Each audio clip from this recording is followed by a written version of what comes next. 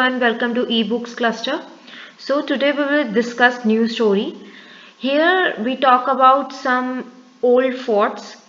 अब हमारे इंडिया में बहुत ज़्यादा फोर्ट्स हैं और हर फोर्ट की एक स्टोरी है। अब ये फोर्ट क्या थे? किले को हम फोर्ट कहते हैं, जहाँ पे राजा महाराजा पहले रहा करते थे। अब वो को लोगों के लिए यूज होते हैं, लोग वहाँ पे उनको टूरिस्ट प्लेसेस बना दिया गया है। अब लोग वहाँ पर जाकर देखते हैं। तो वहीं से हम एक फोर्ट है उसकी स्टोरी उठाएंगे, जो है गोलकोंडा। गोलकोंडा फोर्ट, इसकी स्टोरी हम डिस्कस करेंगे और इसकी स्टोरी हम एक प्ले के रूप में डिस्कस करेंगे, जहां पर हमारे पास 4 लोग हैं, शैलजा, श्रीधर, कल्याणी और एक है दीदी। जो दीदी है उन्होंने हिस्ट्री के बारे में बहुत कुछ पढ़ा हुआ है और उन्होंने काफ़ी प्लेसेस को भी रिसर्च किया हुआ है, तो उनको जो हिस्टोरिकल प्लेसेस है ना उनके बारे में बहुत अच्छी नॉलेज है। तो यहाँ पर वो एक गोलकोंडा फोर्ट देखने जाते हैं और उसके बारे में जो भी वो 4 लोग डिस्कस करेंगे वो हम देखेंगे। ओके, सो यहाँ पर क्या, सबसे पहले शैलजा जैसे ही फोर्ट को देखती है तो वो बोलती है कि वाह, इतना बड़ा फोर्ट, उन्होंने आज तक इतना बड़ा फोर्ट देखा नहीं था। एक्चुअल में गोलकोंडा फोर्ट सबसे बड़ा फोर्ट है। श्रीधर आगे कंटिन्यू करता है, and see at what is the height in it built. काफी ऊंची हाइट पे ये बना हुआ है, तो वो बोलता है हैरान होकर कि देखो कितनी ऊंची हाइट पे बना हुआ है। कल्याणी बोलती है ये भी देखो कि यहाँ पर कितना बड़ा गेट है, जो उसका मेन गेट था वो भी बहुत बड़ा था और हमने आज तक ऐसा गेट नहीं देखा था। शैलजा आगे कंटिन्यू करती है कि ये काफी भारी रहा होगा और मुझे लगता है कि काफी लोग लगते होंगे इस गेट को खोलने या बंद करने के लिए। आप यहाँ से देख सकते हो इतना बड़ा गेट है, बट आजकल ये छोटा सा यूज किया जाता है ताकि लोग आ जा सके इसके अंदर। ओके, नेक्स्ट कल्याणी आगे ऐड करती है, look at these sharp iron spokes. I wonder why these were made. Iron spokes लगे हुए हैं आसपास। सो शैलजा कहती है कि वॉल्स को भी देखो कितने थिक हैं। तो जैसे वो डिस्क्रिप्शन दे रहे हैं यहाँ पर हमें गोलकोंडा फोर्ट की। श्रीधर बोलते हैं कि मैंने कभी इतनी थिक, इतनी मोटी दीवारें नहीं देखी। कल्याणी कहती है कि at some places a part of the wall comes out in a round shape. कुछ पार्ट में वो राउंड शेप में है, तो वो कहती है मुझे समझ नहीं आ रहा ये क्यों है। तो यहाँ पर दीदी उनको एक्सप्लेन करती है कि इनको कहा जाता है बस्टियन या फिर बुर्ज। See, there are even higher than the wall. The outer wall of this fort has 87 bastion. 87 बस बुर्ज हैं इस वॉल में और ये वॉल से काफी बड़े होते हैं। थिक वॉल्स है, ह्यूज गेट है और बहुत सारे बुर्ज हैं। So many ways to ensure security, इसलिए बनाई जाती है ताकि कोई और सेना लेके एकदम नहीं आ सके। आप यहाँ पर देख सकते हो ये जो राउंड शेप में बने हुए हैं, जस्ट लाइक दैट, इस शेप में बने हुए हैं, ये है बुर्ज। ओके, और यहाँ पर ये हॉल दिया हुआ है, पिक्चर में आप देख रहे हो ये हॉल दिया हुआ है। ओके, नेक्स्ट थिंग, सो यहाँ पर क्वेश्चन है why were bastion made in the fort wall. अब ये बस्टन क्यों मेड किए गए? क्योंकि ताकि इसमें से नजर रखी जा सके कि कोई सेना अटैक तो नहीं कर रही है। इन होल्स के अंदर से देखा जा सकता है आराम से कि कोई और सेना तो नहीं आई है, दूर दूर से वो देख लेते थे इससे। What difference would be there if you were to look from the straight flagpole or the bastion at a height? How would the soldier find peeping from the hole in the bastion useful while attacking? यहाँ से उनकी तोपें भी निशाना लगा देती थी, इसलिए ये हेल्पफुल थी। Next thing, what did we find inside the fort. अब वो फोर्ट के अंदर गए, अभी तक तो बाहर की डिस्क्रिप्शन थी, अब वो फोर्ट के अंदर गए हैं, अब वहां की डिस्कशन करेंगे। शैलजा बोलती है कि मैं इतना ज्यादा ओल्ड फोर्ट मैंने नहीं देखा आज तक, इतना, और अभी तक बिल्कुल सही कंडीशन पे है। आपको नहीं लगता कि ये जो किंग जिसने ये बनाया था वो इसलिए बनाया होगा कि वो यहाँ पर रह सके? तो कल्याणी कहती है कि यहाँ पर लिखा हुआ है दैट कुतुब शाही सुल्तान यहाँ पे रूल करता था, and one after another, that means उसने इतने साल यहाँ पर रूल किया है, काफी साल उसने यहाँ पर रूल किया। सो दीदी बोलती है उससे पहले इन 1200 ये जो फोर्ट था वो मड का बना हुआ था और यहाँ पर डिफरेंट रूलर रहे। उसके बाद जब कुतुब शाही सुल्तान आया उसने ऐसा इसको बनाया। शैलजा बोलती है oh look, this board has a map of the fort. अब वहां पर एक मैप भी है जिसमें आप पूरा फोर्ट देख सकते हो कि कहाँ पर क्या चीजें हैं, कहाँ पर क्या क्या क्या जगह बनाई गई है पूरे फोर्ट के अंदर। श्रीधर बोलते हैं कि इस मैप के अंदर सब कुछ दिखाया गया है, गार्डन, फील्ड्स, फैक्ट्रीज, और यहाँ पर कुछ और भी प्लेसेस हैं फोर्ट के अंदर जो इस मैप के अंदर बताए गए हैं। शैलजा के आगे कंटिन्यू करती हैं कि इसका मतलब ये है कि सिर्फ सुल्तान नहीं, यहाँ पर काफी फार्मर्स और वर्कर्स भी रहते थे। अब इतना बड़ा फोर्ट है, सिर्फ सुल्तान थोड़ी ना रहेगा, अब उसको काफी लोग भी तो चाहिए जो उसकी हेल्प कर सके, जो उसकी मेंटेनेंस कर सके, तो वो सब भी यही रहते थे। कल्याणी आगे बोलती है कि ये उनका पूरा एक कंप्लीट टाउन होगा, यही फोर्ट ही। बट ऐसा नहीं होता था, वहां पर सिर्फ वही लोग रहते थे जो राजा की हेल्प करने के अकॉर्डिंग होते थे। टाउन अलग था, ये उनका एक तरीके का घर आप कह सकते हो, लेकिन उस घर की मेंटेनेंस के लिए काफी लोग चाहिए थे, तो वो वहीं रहते थे, वो जो मेंटेनेंस करते थे। नेक्स्ट, सुल्तान पैलेस। श्रीधर बोलते हैं दीज जो स्टेप्स हैं वो खत्म ही नहीं हो रहे हैं, वो चले ही जा रहे हैं, चले ही जा रहे हैं, मतलब बहुत ज्यादा स्टेप्स हैं वहां पे। शैलजा आगे कहती है कि even in those days they use to have building with 2 floors. कहते हैं कि उस टाइम पे भी ये सिर्फ 2 फ्लोर की बिल्डिंग बनाते थे। अब आजकल की बिल्डिंग्स जो हैं वो पहले जैसी नहीं रही हैं। अब यहाँ कोई भी इमेजिन नहीं कर सकता इतने बड़े हॉल्स, इतने बड़े रूम्स के, मतलब उनको काफी टाइम लग जाता था एक रूम से दूसरे रूम पे जाने के लिए, इतना बड़ा रूम होता था उनका। तो फिर वही चीज वो यहाँ पर कल्याणी बोल रही है कि आजकल तो हम ये चीज इमेजिन भी नहीं कर सकते। श्रीधर बोलता है कि आप इसकी यहाँ पर जो वॉल्स पे जो कारीगरी हो रखी है ना, उनको देखो कितनी फाइन कारीगरी कर रखी है उन्होंने। कल्याणी कहती है कि आप यहाँ पर ये भी देख सकते हो कि यहाँ पे फाउंटेन है, रूफ पर फाउंटेन है, वो भी उनको वहां पर नजर आती है।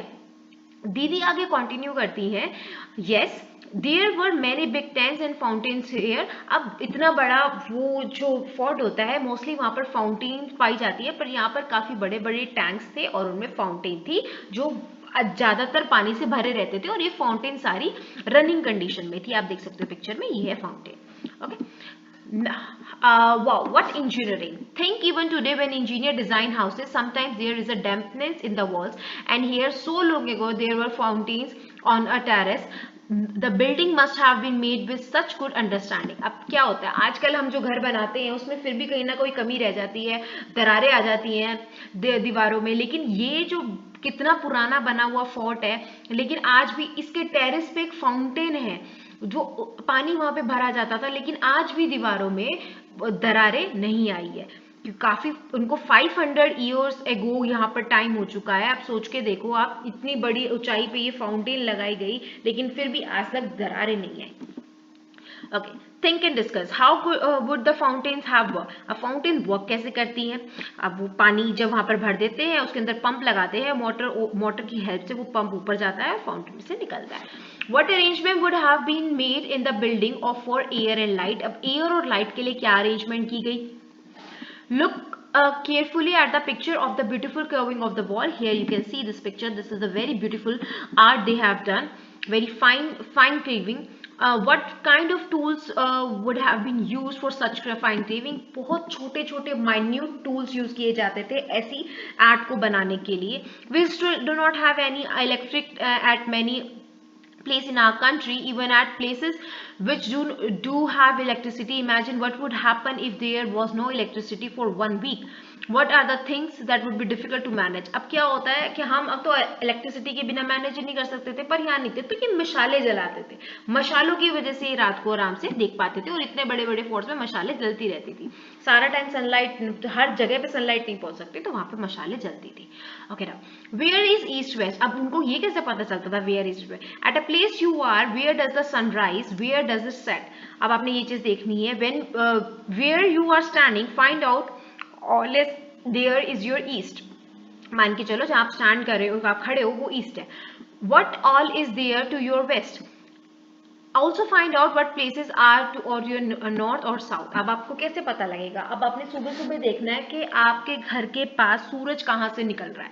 अगर आप देखते हो, जैसे अब ये गर्ल खड़ी है यहाँ पर, अब मान लो ये यहाँ खड़ी थी, ओके बिल्कुल इसके सूरज बिल्कुल इसके सामने है, अगर सूरज इसके बिल्कुल सामने है तो that is the east position. Okay and if this is the east position and then just east के बिल्कुल सामने जो पोजीशन होती है वो हमारी कौन सी पोजीशन होती है, वेस्ट पोजीशन होती है, और इस तरफ हमारी नॉर्थ पोजीशन है और इस तरफ हमारी साउथ पोजीशन है। ओके अब आप सूरज को देख के पहचान सकते हो कौन सी नॉर्थ ईस्ट है, वेस्ट है, नॉर्थ है या साउथ है। Okay next thing, look carefully at the map of Golconda। नीचे आपको मैप दिया हुआ है, वो भी अभी बताएंगे। On the map, arrow all show all the 4 direction। If you are peeping inside from बोधली दरवाजा, in which direction from you in court। अब यहाँ पर आपसे डायरेक्शन पूछी हुई है, मैंने आपको मैप बता दिया, अब उसमें देख के आपने इन सारे क्वेश्चंस का आंसर करना है और मुझे कमेंट बॉक्स में बताना है। इन केस आपसे नहीं हो पाता है तो मुझे बताइएगा, फिर मैं आपको हेल्प करूंगी। मैं आपको मैप दिया हुआ है, Here you can see the map। अब यहाँ पे वो एक एक जगह से देख के आपको जगह बता रहे हैं, मैंने आपको बता दिया, ईस्ट ऊपर है, वेस्ट नीचे, नॉर्थ। अब यहाँ पे आपको तो डायरेक्शन भी दी हुई है, अब देखो यहाँ पर आपने इन्होंने अपने हिसाब से डायरेक्शन भी बता रखी है, साउथ ये रहा, east, west and the above is north. Okay अब आपको इस हिसाब से आराम से बता सकते हो, कोशिश करिएगा, नहीं समझ में आता है तो हम दोबारा ये डिस्कस करेंगे। Okay next thing here। Okay, now why these attacks? अब why these attacks? अब अटैक्स किससे करा जाता था, तो ये जो आप पिक्चर देख रहे हो इतनी बड़ी तोप है यहाँ पर, तो ये जो यूज की जाती थी, जिन्हें हम कैनन कहते हैं, बिग गन्स हैं, ये यूज की जाती थी जब भी कोई फाइट होती थी। बट ये अब यहाँ पर शैलजा बोलती है कि ये जरूर सुल्तान की वो तोप होगी, लेकिन दीदी यहाँ पर बताती है कि इस तोप को यूज किया था औरंगजेब ने। अब औरंगजेब कौन था, सबसे पहले हमारा जब मुगल एम्पायर स्टार्ट हुआ तो सबसे पहले आया बाबर, उसके बाद हुमायूं के बाद अकबर के बाद Jahangir, and after Jahangir we have Shahjahan, and after Shahjahan we finally have the Aurangzeb. So Aurangzeb ने ये जो हमारी तोप है वो यूज की थी, और ये आप आगे जो आप हिस्ट्री के चैप्टर्स पढ़ोगे उसमें आप इसके बारे में जरूर पढ़ोगे। अभी आपके लिए बस इतनी इंफॉर्मेशन बहुत है कि औरंगजेब ने एक अटैक किया था इस फोर्ट के ऊपर, तब उन्होंने ये यूज की थी, और इस तोप से उन्होंने 8 मंथ तक अटैक करा, लेकिन फिर भी इसकी वॉल्स को, जो फोर्ट की वॉल्स थी, दरवाजा था, उसको कोई इफेक्ट नहीं पड़ा, और उन्हें 8 मंथ तक बाहर कैंप लगा के बैठना पड़ा इस फोर्ट के अंदर घुसने के लिए। नेक्स्ट, सो शैलजा आगे कंटिन्यू करती है, तो जो आर्मी आई वो कहाँ से आई, दिल्ली से आई। तो दीदी वहां पर बोलती है कि उस टाइम पे जो एम्परर और किंग्स थे ना, वो कुछ ट्रिक्स प्ले करते थे, वो ट्राई करते थे कि स्मॉलर जो किंगडम है ना, वो उनके जो किंगडम में ना जुड़ जाएं। जैसे वो क्या करते थे कि जैसे मान लो दिल्ली है, दिल्ली के आसपास अगर मान लो हरियाणा है, तो वो चाहते थे कि हरियाणा उन्हीं के अंडर आ जाए और वो पूरा एक दिल्ली बन जाए। तो वो अपना एरिया बढ़ाते थे इस तरीके से। तो वो ये काम करते थे, पहले लड़ाई करके, जो भी वहां का राजा होगा उससे लड़ाई करके वो सारा किंगडम अपने अंडर ले लेते थे वो। सो कभी कभार ये फाइट से भी करा जा सकता था, कभी कभार ये फ्रेंडशिप से करा जाता था, कभी कभार अगर वो उस राजा की कोई बेटी है उससे शादी करके भी वो ले लेते थे। तो बहुत सारे तरीके थे, और अगर ऐसा कोई भी तरीका काम नहीं आता था तो सीधा वो अटैक कर देते थे। ओके नेक्स्ट थिंग, कल्याणी बोलती है why is it that Aurangzeb's army could not get into the fort. अब वो कहती है कि औरंगजेब की आर्मी यहाँ पर क्यों नहीं घुस पाई थी, जबकि उनके पास इतनी बड़ी गन थी और इतने सारे सोल्जर थे। तो शैलजा कहती है कि तुम देख नहीं सकते कि यहाँ की जो वॉल्स हैं कितनी थिक है, हमने देखा भी कि इन्होंने इतनी बड़ी पिट्स बना रखी हैं वॉल्स के अराउंड, क्या पता आर्मी हाँ कैसे वहां पे घुसती, क्या पता वो वहीं गिर गए हो सारे के सारे, इतने बड़े बड़े गड्ढे हैं। श्रीधर बोलते हैं आगे कि आर्मी ट्राइड करती थी अलग अलग दिशाओं से अंदर घुसने की, जो उनके सोल्जर थे वो वहां से देखते थे, बहुत दूर तक देख लेते थे, और बहुत ज्यादा दिक्कत होती थी उनको वहां तक अटैक करने की, क्योंकि वो वहीं से फायर कर देते थे अगर वो आसपास आते थे। कल्याणी आगे बताती है, इमेजिन करो कि अगर आर्मी हॉर्सेस पे और एलिफेंट पे और सब गन्स के साथ आ रहे हो, और सुल्तान आर्मी के साथ फुल्ली प्रिपेयर खड़ा हो, वो उस टाइम पे होता था, उस चीज को इमेजिन करने के लिए बोल रहे हैं। शैलजा आगे कंटिन्यू करती हैं, oh no how many people a soldier on both the side must have been killed. तो वो वही बात बोलती है जो बहुत लॉजिकल बात थी कि इस फाइट में कितने पीपल और सोल्जर खामखा मर जाएंगे, क्योंकि फाइट दो जनों के बीच में होती है, लेकिन जो सोल्जर्स होते हैं वो एक किंग के लिए लड़ रहे होते हैं और काफी सोल्जर अपनी जान गंवा देते हैं दोनों तरफ के पक्षों में, और जीत चाहे एक की हो लेकिन सोल्जर दोनों तरफ के मरते हैं। Okay Shridhar, Guns and cannons are the things of the past now. These days many countries have nuclear bombs. कहते हैं कि जो एक गन और कैनन्स है ये तो पास्ट हो चुका है, आजकल कोई इन्हें यूज नहीं करता, आजकल तो न्यूक्लियर बॉम्ब हो गया है और एक सिंगल बॉम्ब बहुत ज्यादा डिस्ट्रक्शन कर सकता है। Next thing, have you recently read or heard about any country attacking or going to war with another country? अब आपने भी ये चीज देखी होगी कि एक कंट्री दूसरी कंट्री पे अटैक करती है, सो वो वॉर के लिए जाते हैं, तो उसके बारे में आपने न्यूज में कभी सुना होगा। Find out what was the reason for this war, what kind of weapon they use और कितनी ज्यादा डिस्ट्रैक्शन होती है। अब वॉर हुई है तो डिस्ट्रैक्शन तो बहुत ज्यादा होगी, बट अब कौन से वेपन्स यूज हुए वो आपने मुझे जरूर बताना। The big gun that Sridhar saw was made of bronze. वो जो ब्रॉन्ज एक मेटल होता है उससे बनी हुई थी वो gun. Have you seen made up of anything made of bronze? हमारे घर में कई प्लेट्स होती हैं जो ब्रॉन्ज की होती हैं, जग होते हैं, ग्लास होते हैं जो ब्रॉन्ज के बने हुए होते हैं, ये सब मेटल है, बहुत वो अलग ही कलर के होते हैं। आपका अपने घर में अपने एल्डर से पूछिएगा और उनको यूज करने की कोशिश कीजिएगा। Okay, find out from your elders about some of these things made of bronze. यही चीज उन्होंने यहाँ पे बताई है, और उनको जैसे ब्रास हो गया, कॉपर हो गया, टिन हो गया, ये सब वही चीज है। When there was no telephone, अब जब टेलीफोन नहीं होता था, so दीदी ने कहा कि आप सब यहीं पर किंग पैलेस में वेट करो, और वो चली गई फतेह दरवाजे की तरफ। वहां पर एक फतेह दरवाजा था, उसकी तरफ वो चले गई, उन सबको वहीं पर छोड़ के। कुछ टाइम बाद वहां पर उनको दीदी की वॉइस सुनाई देती है, अलर्ट, आई एम सुल्तान अबुल हसन। अब ये दीदी बोल रही है, अब वो बोल रही है, आगे कंटिन्यू करती है, I am very found of music and Kuchipudi dance. सब हंसने लग गए और वो सरप्राइज हो गए कि उनको दीदी की आवाज कैसे सुनाई दे रही है। जब वो वापस आई तो उन्होंने बताया कि उन्होंने उनको बता के गई थी कि मैं stand at Fateh Darwaza, whatever you speak can heard at a king's place. उन्होंने ये चीज बताई उन्हें कि अगर आप फतेह दरवाजे के आसपास किसी चीज की बात करते हो तो वो डायरेक्टली किंग्स प्लेस में सुनाई देती है, जो भी आप वहां पर बात करोगे। So next thing, arrangement of water, और वाटर की अरेंजमेंट कैसे थी आप देख सकते हो। यहाँ पे बहुत एक ब्यूटीफुल पिक्चर डिस्क्राइब की गई है कि कैसे यहाँ पर इस चीज को रोटेट किया जा रहा है, और जो पानी है वो नदी से यहाँ बॉटल्स में भर भर के इसमें जाता है, और ये सीधा आप यूज कर सकते हो। The picture shown here is made after seeing a very old painting of those time. Can you think why bulclos are used? अब bulclos यहाँ पर क्यों यूज की जाती थी? इस चीज को, इस ड्रम को रोटेट करवाने के लिए, क्योंकि मैन पावर बहुत ज्यादा लगती थी, इसलिए उनको यूज किया जाता था। Okay Next thing, look at these holes under the ground joined with another wheel which has number of ports as I show you in the picture.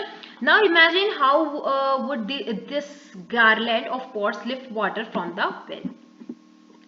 Do you now get some idea about how the tanks would be filled by some lifting? अब कैसे वो lift करते थे पानी और कैसे वो भरते थे वो आपको समझ आ गया होगा। इवन टुडे वहां पर क्ले पाइप्स हैं वॉल्स ऑफ द फोर्ट में, आप यहाँ पर देख सकते हो, ये हैं वो clay pipes. Okay, these pipes use की जाती थी पानी कैरी करने के लिए from different place to different place, यहाँ से पानी दूसरी जगह ट्रांसफर किया जाता था। Where else have you seen such wheels attached to each other, for example in the gear of a cycle or somewhere else? आपने कहाँ ऐसे व्हील्स देखे हैं जो अभी हमने ऊपर देखे जो वो यूज कर रहे थे, वो मुझे जरूर बताइए कमेंट बॉक्स में। Look around and find out how water is pumped up from ground to higher places. अब वो कैसे होता है आपके टाइम पे, आप ग्राउंड लेवल से हायर प्लेसेस पे कैसे वाटर पंप करते हो वो भी बताइएगा। How is water pump by using electricity, अब इलेक्ट्रिसिटी से कैसे पंप किया जाता है, जो कि आजकल हम अपने घरों में यूज कर रहे हैं, और अगर इलेक्ट्रिसिटी ना हो तो कैसे किया जाएगा, वो भी आप अपने पेरेंट्स से बात कीजिएगा और मुझे इसका एक्सपीरियंस जरूर बताइएगा। Next, what a sad site.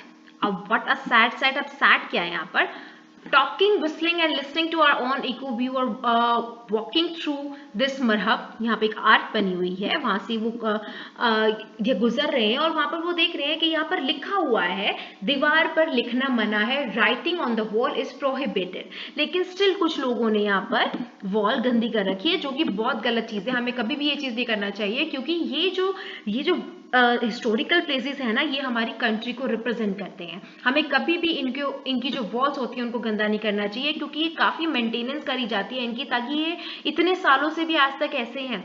अगर ये चीज खराब हो जाएगी तो कौन हमारी कंट्री में इनको देखने आएगा। सो हमें इस चीज का ध्यान रखना चाहिए। तो श्रीधर यहाँ पे बोलते हैं कि यहाँ पर कितनी ठंडी हवा आ रही है इस टनल से। शैलजा बोलती हैं यहाँ पर लिखा हुआ है कि यहाँ पर सोल्जर रहा करते थे। श्रीधर आगे कंटिन्यू करते हैं, look what the wall is like, यहाँ पे वॉल देखो कैसी है। शैलजा कहती है, think how this wall has been thousands of years go by. It has seen kings and queens, horse and elephant, war and peace, but we have spoiled it just in a few years. So कहती है कि देखो यहाँ की walls कैसी हैं, इस wall ने क्या कुछ नहीं देखा। किंग देखे, क्वींस देखे, हॉर्स देखे, एलिफेंट्स देखे, वॉर देखा, पीस देखा, लेकिन हमने कुछ ही साल हुए हैं और हमने इनकी सारी वॉल्स खराब कर दी। सो वो अच्छी चीज नहीं है। कल्याणी बोलती है, आई डोंट अंडरस्टैंड व्हाट, उनको क्या खुशी मिलती है यहाँ पर अपना नाम लिख के। अब वो कोई राजा महाराजा तो नहीं है जो अपना नाम लिख कर यहाँ जाते हैं, तो उनको क्या खुशी मिलती है दूसरों की चीज को ऐसे खराब करना, जो नहीं करना चाहिए। Close your eyes and go back in time. अब आप सोच के देखो कि इमेजिन करो कि आप उस डेज में हो, आप गोलकोंडा फोर्ट में खड़े हो, तो आपके माइंड में क्या क्वेश्चंस आएंगे। What is the sultan doing in the palace. अब वो सुल्तान क्या कर रहा है पैलेस में, अगर आपको ऐसा कुछ एक्सपीरियंस, क्या उन्होंने पहना हुआ है, क्या डिशेस वो ऑफर्ड कर रहे हैं, वो किस चीज के लिए वर्ड है, वो क्या लैंग्वेज में बात कर रहे हैं, ये सब सोचिए, अपने दोस्तों के साथ डिस्कस करिए। You will experience a new thing by doing this. Next thing, imagine the room in the place, the beautiful carpet and the curtains and the fountain on the terrace and the sweet walls of the rose and camellia, where it is this coming from. So ये सब चीजें imagine करो, सोचो वो कैसे lifestyle जीते थे, what are the different kind of factories can you see, how many people are working there, what are they doing, what are they wearing, how long do you think they work. So ये सब चीजें तब हुआ करती थी। एक बार आप experience करके देखो, सोच के देखो कि ये सब कैसे हुआ करता था। Going to the museum, अब वो म्यूजियम में जा रहे हैं। After seeing the Golconda Fort, the children also went to a museum in Hyderabad. Many old items are kept there. Many things were found when the place around the Golconda was dug, like pots, jewelry, spurs. So जब उनकी वहाँ पे जो आसपास की जो चीजें थी, वो वहाँ पे से डग की गई है, ये चीजें जो कि है पोर्ट्स, ज्वेलरी और स्पर्स, ये चीजें वहाँ से मिली थी, जो काफी पुरानी है। आप यहाँ पे पिक्चर में भी देख सकते हो। नेक्स्ट थिंग, शैलजा कंटिन्यू करती है, they why are these broken ports kept in the almirah. वो कहते हैं कि टूटी हुई चीजें क्यों रखी हुई हैं, वो ब्रॉन्ज की बनी हुई है, ये तो दिखाई दे रहा है। That blue piece seems to be made of ceramic, that mean clay से बना हुआ है। अब यहाँ पे टूटी हुई चीजें भी, क्योंकि वो चीजें काफी ज्यादा पुरानी है, जिनको हम दूसरी भाषा में कहते हैं एंटीक, और एंटीक आजकल ट्रेंड में है, तो वो एंटीक चीजें संभालना बहुत जरूरी है हमारे लिए, तो वो उन्होंने उनको संभाल के रखा हुआ है। सो दीदी आगे बोलती हैं, it is true all these thing that we came to know how people of those time live. अब इन्हीं चीजों से तो हमें पता चलता है कि वो लोग कैसे जीते थे, क्या उनका दिनचर्या था, क्या वो पहनते थे, क्या वो करते थे। अगर ये चीजें नहीं मिलेंगी तो हमें कैसे पता चलेगा कि वो राजा महाराजा जो थे वो रहते कैसे थे, उनका रहन सहन क्या था। So now the questions, what kind of pots have you seen around you? अब आपने कोई ऐसे pots देखे हो? Try to find out from your grandparents about the other kind of pot and pan they were used in the time. कुछ different type के अगर उन्होंने भी use किए हो तो please आप मुझे भी अपना experience बताइएगा। Have you ever been to some museum or heard about it? What all things are in the museum? कभी आप किसी म्यूजियम में गए हो और आपने देखी है ये सारी चीजें, मतलब जो भी एंटीक चीजें होती हैं म्यूजियम में तो वही मिलती है ना, आपने देखी हो, एक्सपीरियंस किया हो, अपना एक्सपीरियंस मुझे जरूर बताइएगा। नेक्स्ट थिंग, अब यहाँ पे अपने एक सर्वे करना है। आपने क्या करना है, किसी ओल्ड बिल्डिंग में जाना है आपके घर के आसपास, उसका नाम जरूर लिखना है और वहां पर आपने देखना है कि उसकी स्टोरी क्या थी, वहां पर कौन रहता था, कितनी पुरानी है, किस चीज से वो बनी हुई है, उनका कलर क्या है, उनकी डिस्क्रिप्शन क्या है, हर चीज आपने मुझे उसके बारे में बतानी है और आपने क्या एक्सपीरियंस वहां पर किया वो सब मुझे बताना है। कौन लोग वहां रहते थे, कब से वो वहां रह रहे थे, अभी भी क्या वो कोई रह रहा है या वो कोई एक्टिविटी थी जो वहां वो करते थे, ये सब आपने बताना है। So this is all about our chapter. If anything, अगर आपको किसी चीज में प्रॉब्लम हुई हो तो प्लीज मुझे बताइएगा कमेंट बॉक्स में। इस वीडियो को लाइक करिएगा, मेरे चैनल को सब्सक्राइब करना मत भूलिएगा और अगली वीडियो की नोटिफिकेशन पाने के लिए बेल आइकन को प्रेस करना बिल्कुल मत भूलिएगा। Thank you.